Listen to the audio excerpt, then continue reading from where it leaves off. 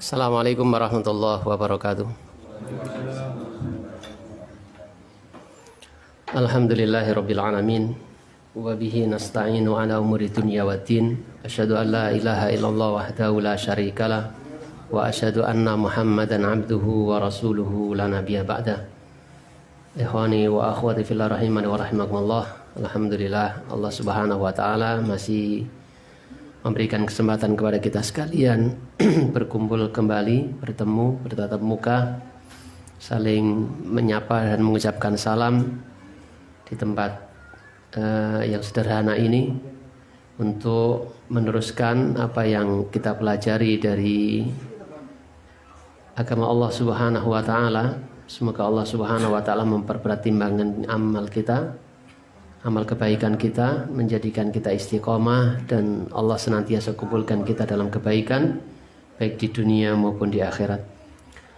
Ikhwani wa akhwati fillah rahimani wa rahimakumullah, kita teruskan masih terkait dengan hadis Jibril alaihissalam sebagaimana yang sudah kita baca kemarin, yang kurang lebihnya ketika Rasulullah dan para sahabat sedang berkumpul, tiba-tiba ada sesosok manusia yang para sahabat tidak ada yang kenal, pun demikian tidak nampak padanya orang yang sedang safar, bepergian jauh.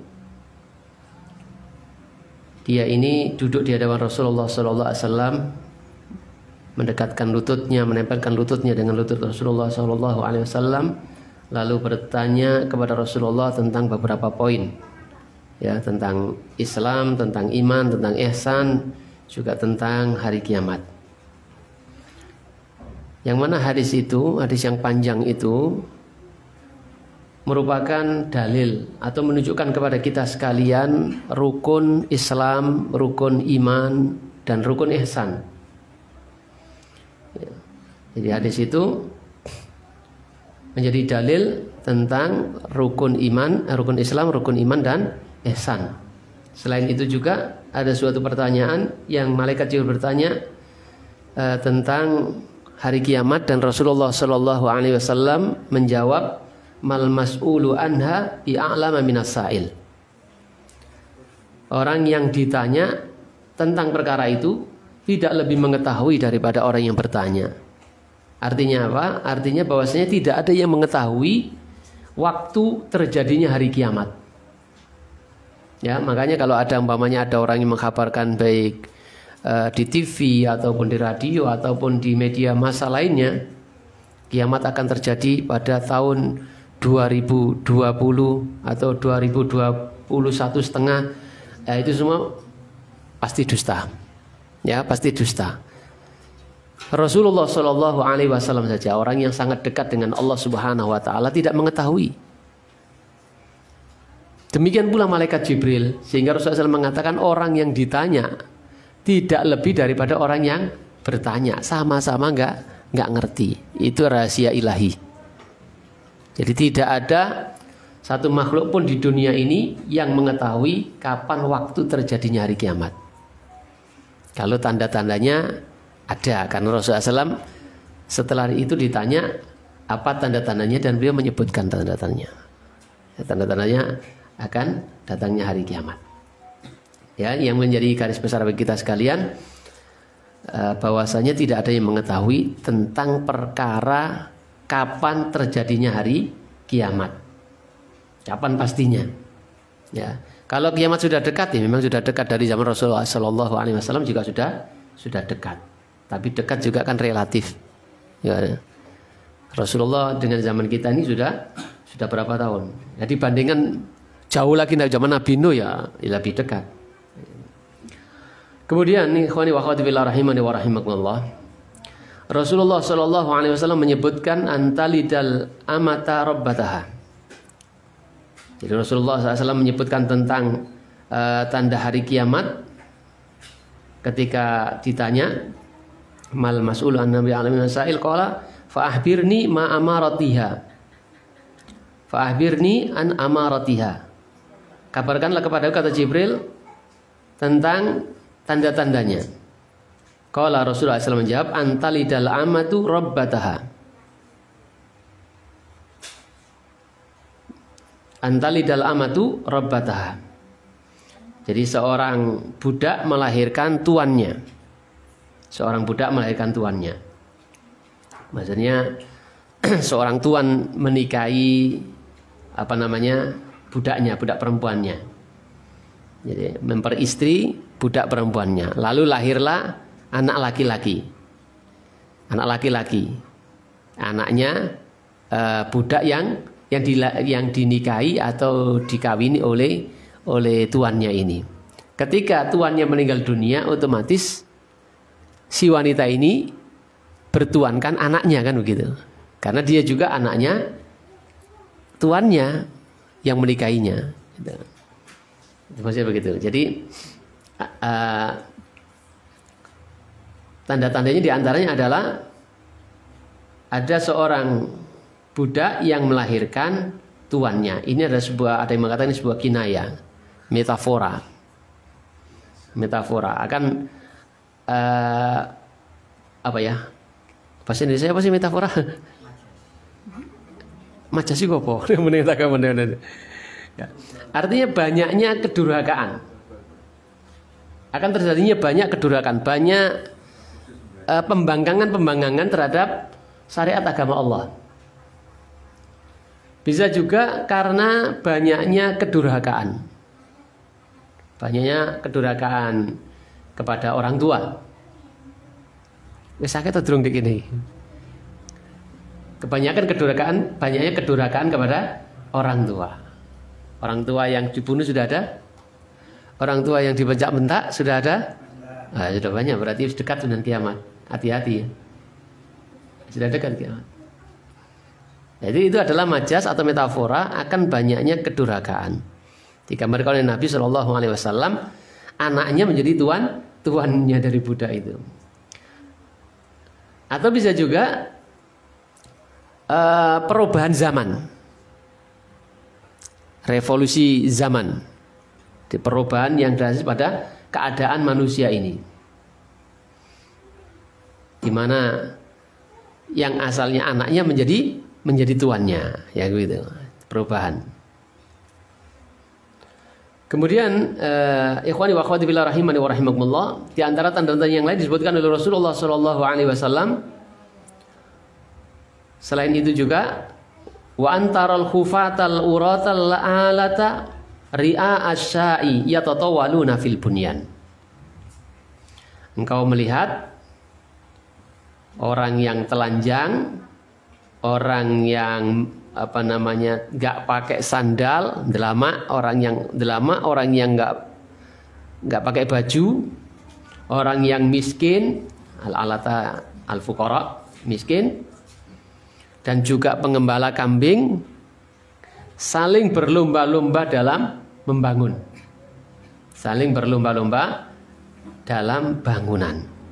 Ya, makanya ada yang mengatakan wah itu sudah dekat itu tanda kiamat di Saudi itu. Ya. Dulu pengembala kambing, sekarang duitnya akeh, bangun sampai Ka'bahnya kalah tinggi macam-macam. Ya artinya perubahan zaman. Banyak terjadi perubahan zaman yang begitu cepat, begitu drastis, begitu fenomenal. Kemarin-kemarin belum ada HP, begitu cepatnya prosesnya sekarang menjadi HP, terus perubahan zaman sedemikian rupa. Ini kita rasakan kan, baru kemarin aja kita merasakannya nggak demikian gitu. Kita kalau ke jalan raya sudah begitu sesaknya jalan raya gitu. Dengan adanya kendaraan, sepeda motor, macam-macam. Dulu kemarin masih terasa gelap gulita di jalan, sekarang terang benderang. Kemarin orang masih malu nggak pakai baju, sekarang ya pada nggak pakai baju. Ya Masya Allah. Jadi perubahannya begitu cepat, begitu drastis. Perubahan dari orang miskin menjadi kaya, tapi kaya yang tidak baik. Ya. Orang berlomba-lomba membangun sudah kita saksikan juga, orang begitu banyak berlomba-lomba membangun. Ya bagus-bagusan rumah, meskipun dari hasil riba. dari utangan riba. Ya nggak peduli. Dan banyak seperti itu. Ya berlomba-lomba membangun satu bangunan. Ikhwani wa akhwati fillah rahimani wa rahimakumullah. Kemudian apa yang bisa kita ambil dari hadis Jibril yang panjang tadi itu? Di antaranya satu adalah bagi orang yang menuntut ilmu ada kewajiban atau dia mempunyai hak yang harus dia tunaikan. 6 hak yang harus dia tunaikan. Yang pertama adalah hak kepada dirinya sendiri, hak kepada gurunya, hak kepada tempat yang dia bertempat, yang dia belajar di sana, hak kepada teman-temannya, hak kepada kitabnya, dan hak kepada ilmu yang dipelajarinya. Disebutkan oleh Syekh, mengambil pelajaran dari hadis Rasulullah SAW, hadis Jibril yang panjang itu. Satu, bagi penuntut ilmu, kewajiban bagi penuntut ilmu memenuhi hak yang 6. Hak terhadap dirinya sendiri. Artinya setelah kita belajar ya mestinya lebih baik daripada sebelum belajar. Yang asalnya kasar menjadi lebih halus. Yang asalnya rakus lebih qanaah gitu ya. Lebih tawadhu gitu. Lebih semangat dalam beribadah kepada Allah Subhanahu wa taala. Gitu ya. Dan juga artinya ada semua perubahan. Ada perubahan bagi penuntut ilmu, ada perubahan. Jangan sampai antara kemarin yang belum belajar dengan yang sudah belajar sama saja. Jangan disindir oleh Allah Subhanahu wa taala, hal yastawil ladina ya'lamuna wal ladina la ya'lamun. Apakah sama orang yang mengetahui dengan orang yang tidak tahu? Apakah sama orang yang belajar dengan orang yang tidak belajar? Kalau orang yang tidak belajar seruka nyama tonggoni, ya setelah belajar ya ojo nyaman lah. Ya. Biasanya kurang terima dengan suami, ya. Ya harus berubah gitu ya, harus berubah. Biasanya suka nonggo rasan-rasan, ya tinggalkan. Karena kita sudah mengetahui perkara-perkara tersebut tidak baik. Suami lebih bertanggung jawab, gitu. Lebih menyayangi anak dan istrinya dan sebagainya. Artinya ada perubahan ke arah yang lebih baik setelah belajar. Tentu kita semua tidak mau dikatakan sama dengan orang yang tidak belajar. Wong kita sering membanggakan, pantas wong panjenengan gak tahu ngaji. Kadang-kadang kita begitu. Tapi kalau perilakunya kita sama dengan mereka, ya apa artinya ucapan itu? Kembali kepada diri kita sendiri. Akhirnya mendapat celaan dari orang lain. Nah iya wong mejitan, wong wis ngaji, nah kok ngono ya mbek wong tuane, nah kan gitu. Ngono ke mbek tanggane. Nah maksud.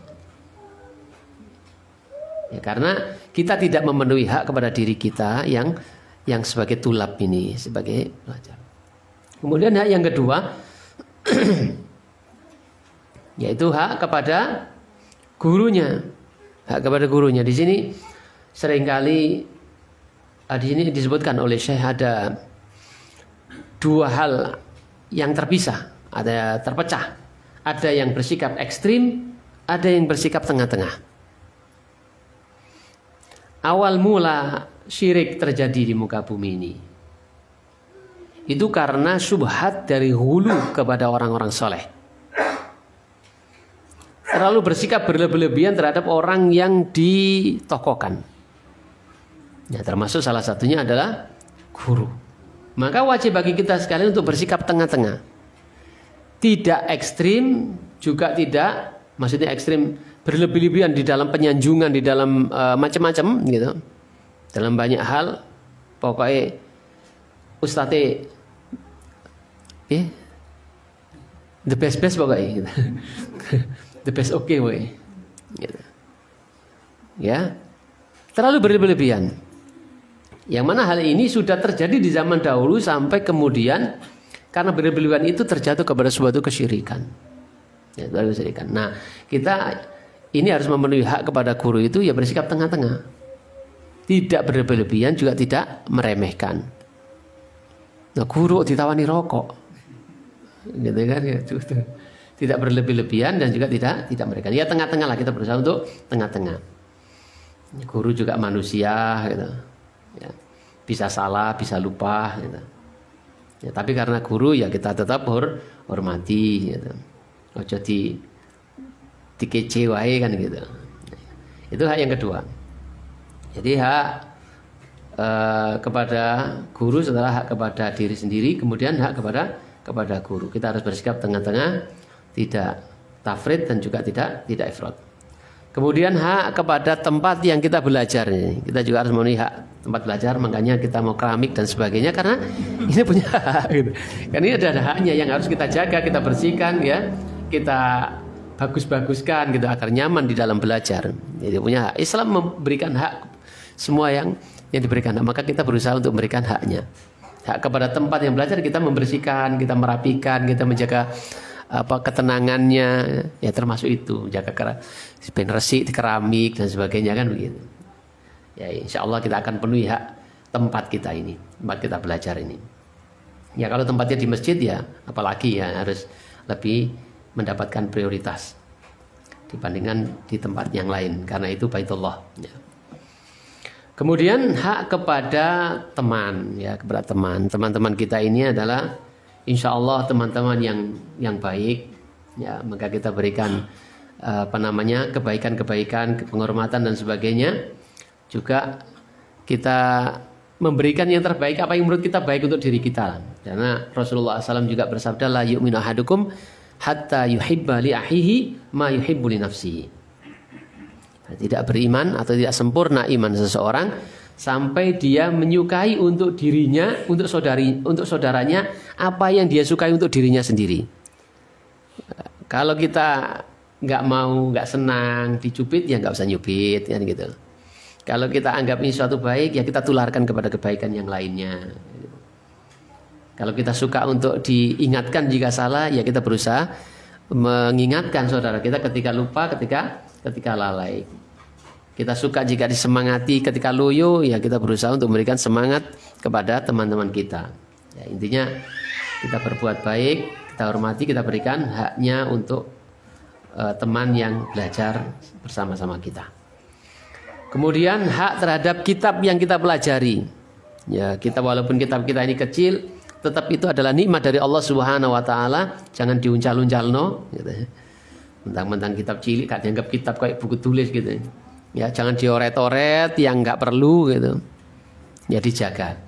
Akan menjaga kitab kita karena sesungguhnya ini adalah bagian dari nikmat Allah Subhanahu wa taala. Bandingkan zaman dahulu belum ada kitab seperti kita ini, orang nulis di pelepah-pelepah kurma, kita di batu-batu. Ya kalau kita sekarang bisa punya kitab walaupun kecil, ya, ini sebuah nikmat dari Allah Subhanahu wa taala.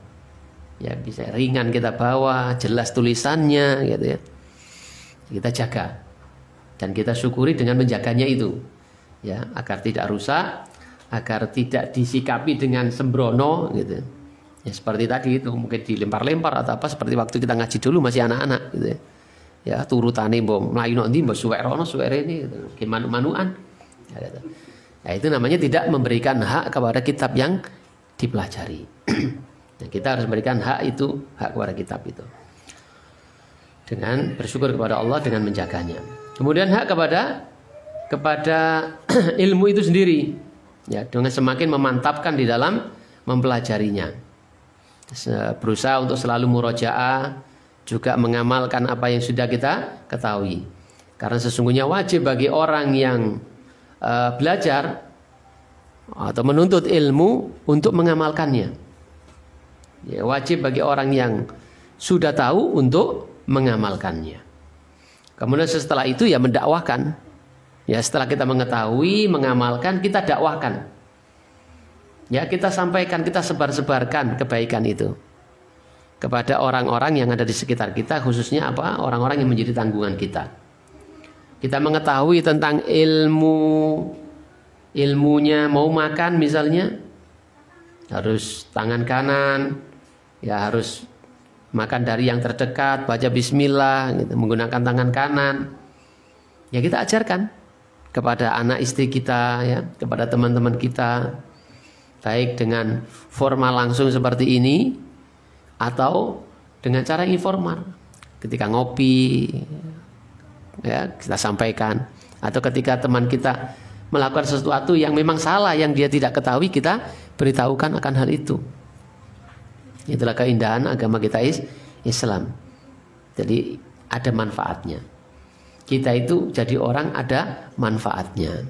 Bukan hanya untuk diri kita sendiri, apalagi sesuai dengan hadis Nabi itu, kalau memang kita itu anggap baik bagi diri kita, maka semestinya kita berikan kepada teman-teman kita, kepada saudara kita. Jadi kita berusaha setelah mengetahui, kita mengamalkan, kita mendakwahkan. Karena sesungguhnya ini juga termasuk nikmat yang harus kita syukuri. Tidak semua orang diberikan kemudahan bisa belajar seperti kita ini. Seringkali saya katakan ketika ngaji di masjid itu atau di musola, ketika sholat maghrib atau sholat isya, yang sholat banyak sampai penuh, tapi ketika ngaji tinggal satu sof, itu aja kedatangan dengan jamaah dari musola yang lain. Wis sak sof, wis nempel-nempel tembok menisan. Nah gitu, udah hampir gak kelihatan yang hadir. Itu pun masih ketambahan, lumayan masih ketambahan dari jamaah musola yang lain. Artinya apa? Allah Subhanahu wa Ta'ala sudah berikan kemudahan seseorang untuk bisa hadir sholat berjamaah, tapi tidak diberikan kemudahan oleh Allah bisa duduk sabar di majelis ilmu. Bahkan yang sudah biasa hadir di majelis ilmu bisa protol. Gak perlu saya sebut contohnya. Nah, gitu. Artinya bisa protol. Makanya semua kita berkewajiban untuk mengajak dengan cara yang mampu kita lakukan. Ya, isone mengajak ya ngejak ya. Bisanya menyampaikan dengan lisannya, ya sampaikan dengan lisannya. Mana yang terbaik, mana yang dimampui. Jangan kebaikan itu dipendam untuk dirinya sendiri. Terlalu luas surga untuk kita tempati sendirian gitu. Ya bener enak mek bojo tok, surga milik kita berdua gitu. Ada bidadari sana ada. Jadi ikhwani wa akhwati fillah rahimani wa rahimakumullah, maka kalau kita bisa belajar seperti ini, ya kita bersyukur kepada Allah Subhanahu wa Ta'ala dengan berusaha mengamalkan dan juga menularkan kepada teman-teman kita, kepada saudara kita, kepada keluarga kita. Sebagai bentuk syukur kepada Allah Subhanahu wa Ta'ala. Tidak semua orang diberikan kemudahan bisa bermajelis ilmu. Tidak semua orang. Apa mana sing ngisi gak penak. Apa mana melu ngaji ora disugoi apa-apa. Ya apa?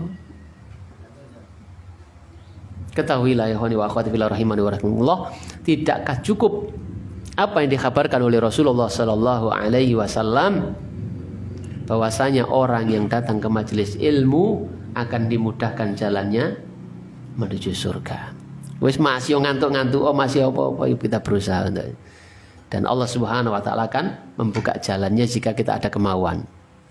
Ya. Jika ada kemauan pasti ada jalan. Innallaha la yughayyiru ma biqaumin hatta yughayyiru ma bi anfusihim. Ya. Sungguhnya Allah tidak akan merubah keadaan seseorang kalau orang itu sendiri nggak mau merubahnya. Mungkin dulu awal-awal kita ngaji karena sukan, bolak-balik dijak sukan. Ya. Tapi karena ada perubahan yang kita lakukan, nggak menengahin omah gitu, maka Allah teguhkan kita untuk bisa istiqomah, bisa sabar. Ada yang karena sukan, ada yang karena gak penak, ada yang karena macam-macam kan. Ada yang memang pengen ngerti ngaji nipi itu, kok dirasani kono kini ngaji nipi itu jadi gitu. Pengen ngerti dari orang-orang langsung, tapi pengen roh dewi. Nah, gitu. Mungkin awal-awalnya begitu. Ya mungkin awal-awal begitu. Tapi kan itu ada usaha. Ada usaha yang kita lakukan. Maka semoga karena itu kita bisa istiqomah ya.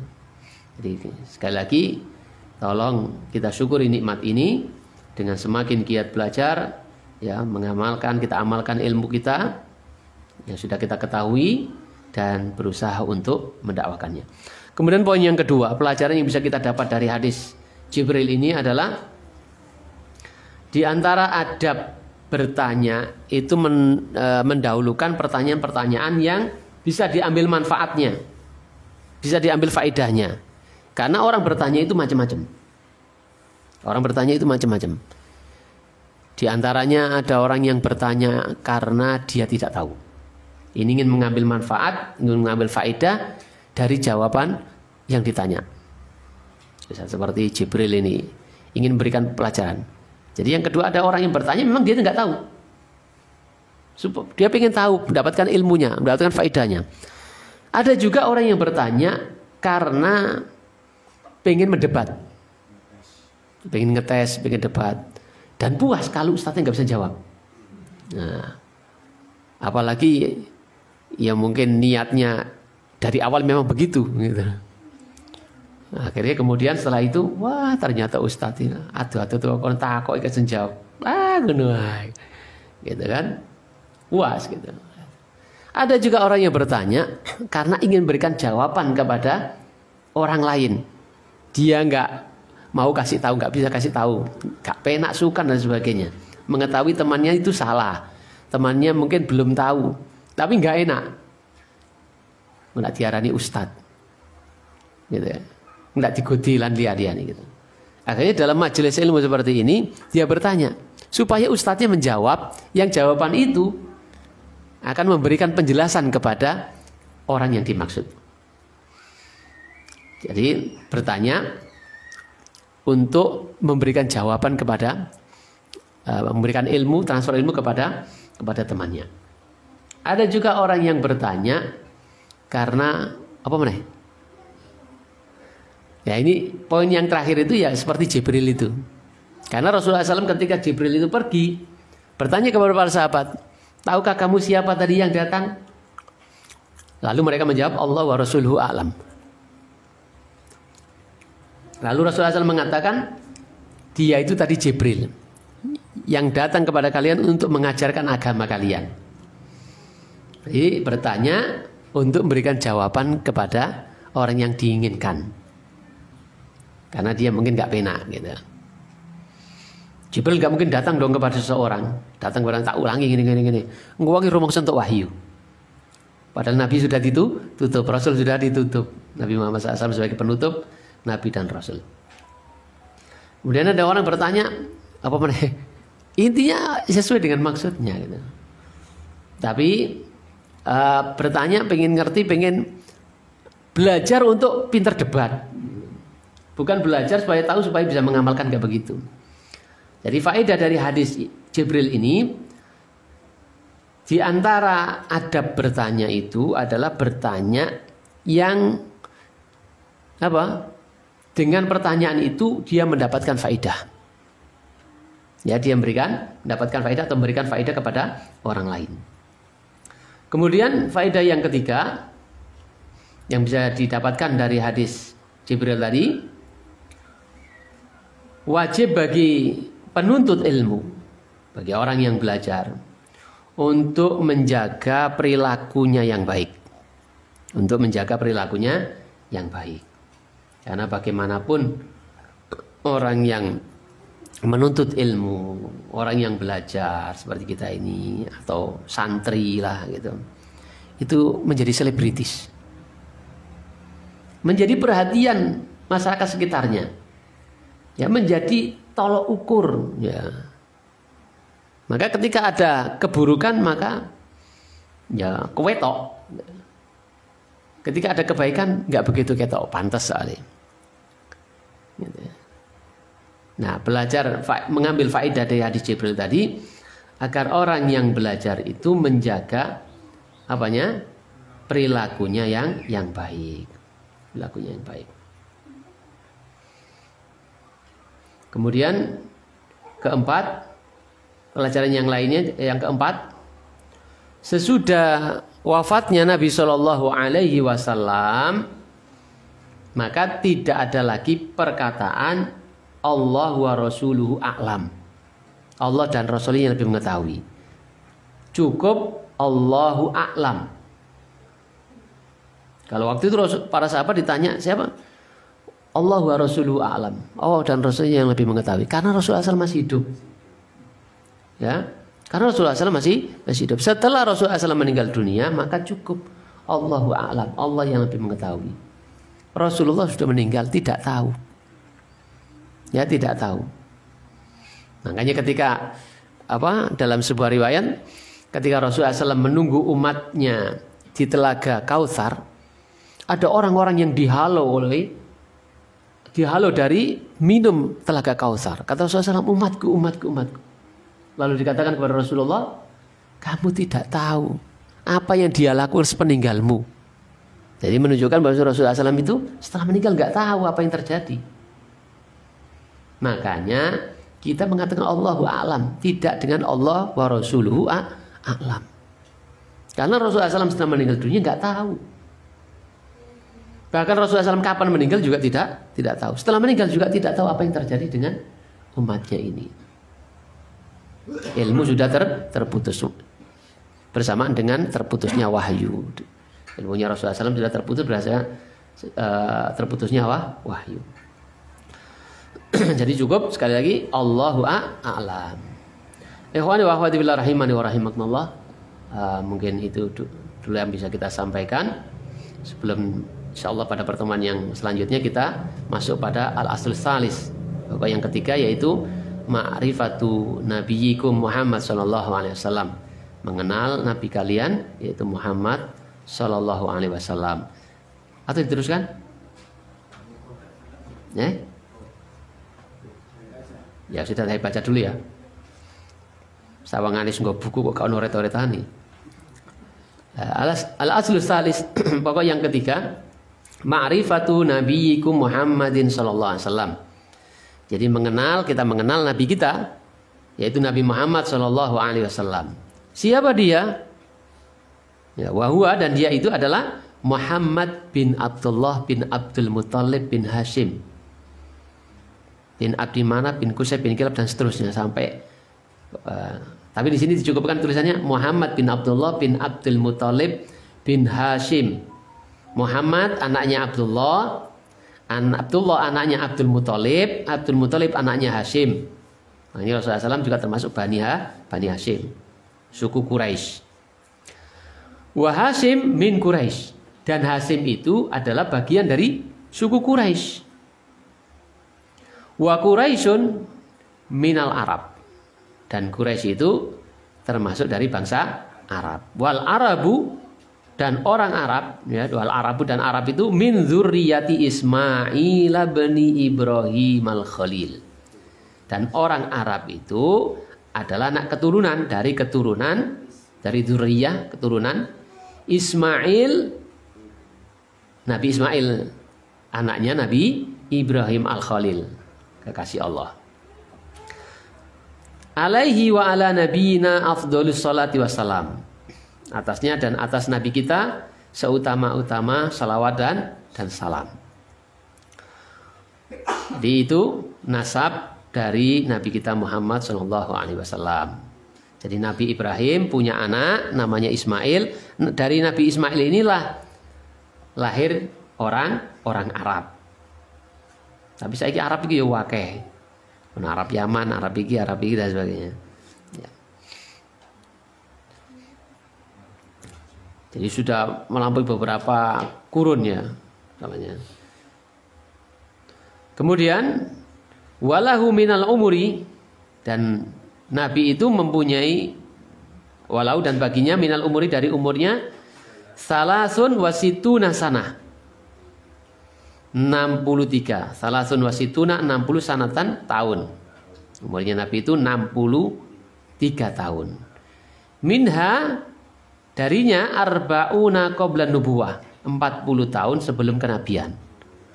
Jadi Nabi Muhammad SAW diangkat menjadi Nabi di usia 40 tahun.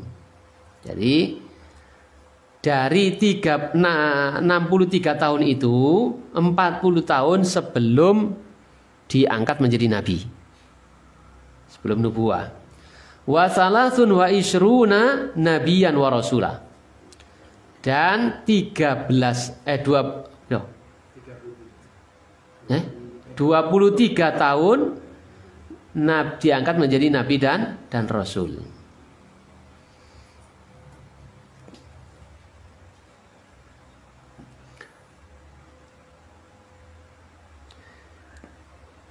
Kemudian nubi'a bi iqra wa ursila bil muddatsir. Nabi Muhammad SAW diangkat menjadi nabi dengan wahyu yang turun kepada beliau yang berbunyi Iqra. Iqra bismi rabbikal ladzi khalaq, khalaqal insana min 'alaq, Iqra wa rabbukal akram, alladzi 'allama bil qalam, 'allamal insana ma lam ya'lam. Sampai di situ. Ayat itu surat Al-Alaq, dari surat Al-Alaq itu turun sampai berapa ayat tadi? 5 ayat ya. 5 atau 7 itu? 5 ya. Ketika Rasulullah SAW berada di Gua Hira, bertahanus. Jadi melihat kondisi zaman itu yang ini, Rasulullah SAW menyendiri di Gua Hira. So, Gua Hira itu sekarang aja naiknya itu agak sulit. Apalagi zaman itu, Masya Allah, biasa Rasulullah kuatnya dan tangguhnya dan beraninya. Gua Hira nyepit itu nih. Coba antum bisa lihat di YouTube-nya Alman Maulana atau siapa itu, Arman Maulana, orang Jawa Barat yang di TKI sana itu, nang Gua Hira itu, Masya Allah begitu. Sekarang agak bagusan medannya itu seperti itu, gitu. Apalagi di zaman itu. Di waktu itu Rasulullah SAW bertahanus di Gua Hira, menyendiri di Gua Hira. Ya, kalau perbekalannya habis dia turun, ya, pada Khadijah atau Khadijah yang mengantarkan. Dan suatu malam, dari malam-malam yang sudah dilalui, datanglah sesosok orang pakaian putih. Kaget kira-kira ya, bengi-bengi orang sepi-sepi kalau sama-sama itu muncul gitu. Nah ini kita dewi kan keplayu paling gitu. Nah, orang ini mengatakan Iqra ya Muhammad, ya, menyuruh Nabi Muhammad membaca. Rasulullah SAW menjawab, ma'ana biqari, saya nggak bisa membaca. Terus dirangkul oleh sosok makhluk ini, sosok manusia ini dirangkul tinggi besar. Sampai kata Rasulullah sampai sesak nafas, kemudian dilepaskan. Kemudian disuruh lagi, Iqra ya Muhammad, bacalah Muhammad. Dijawab sama oleh Nabi Muhammad, ma'ana biqari, saya nggak bisa membaca. Dirangkul sampai ketiga kali baru dituntun, Iqra bismi rabbikal ladzi khalaq, bacalah dengan menyebut nama Tuhanmu yang telah menciptakanmu, sampai selesai. Iqra bismi rabbikal ladzi khalaqal insana min 'alaq, Iqra wa rabbukal akram, alladzi 'allama bil qalam, 'allamal insana ma lam ya'lam. Itu 5 ayat itu turun waktu itu.